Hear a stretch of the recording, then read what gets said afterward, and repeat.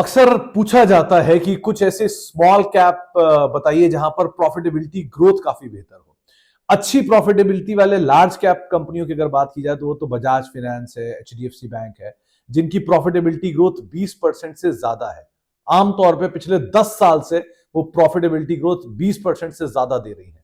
लेकिन कुछ small cap की बात की जाए जो कि 20% से ज्यादा की ग्रोथ पिछले 10 साल से दिखा रही है मुनाफे में, तो नाम आता है वोल्टैम्प का।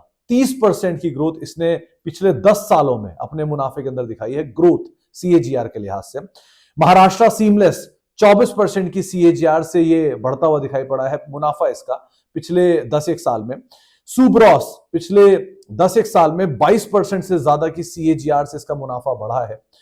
शारदा मोटर करीब करीब 23% की सीएजीआर से इनका मुनाफा पिछले 10 साल में बढ़ता हुआ दिखाई पड़ा है। टीडी पावर 70% की ग्रोथ इसने पिछले 10 साल में अपने मुनाफे के अंदर दिखाई है, इसीलिए शेयर में भी बढ़िया तेजी रही है।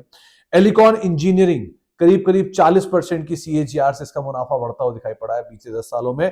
Tilak Nagar industries liquor space की कंपनी 23% के आसपास की सीएजीआर इसने मेंटेन की है पिछले 10 एक सालों के दौरान।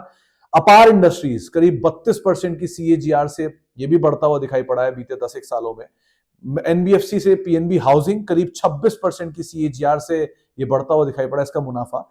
और दीपक नाइट्राइट करीब करीब 30% की सीएजीआर से इसका मुनाफा बढ़ता हुआ दिखाई पड़ा है बीते करीब 10 एक सालों में। तो ये सारी कंपनियां जो कि स्मॉल कैप है, मिड कैप है, तो ये छोटी तो है लेकिन खोटी नहीं है। तो बढ़िया कंपनियां जिनकी अच्छे मुनाफे में ग्रोथ बीते 10 सालों में देखने को मिली।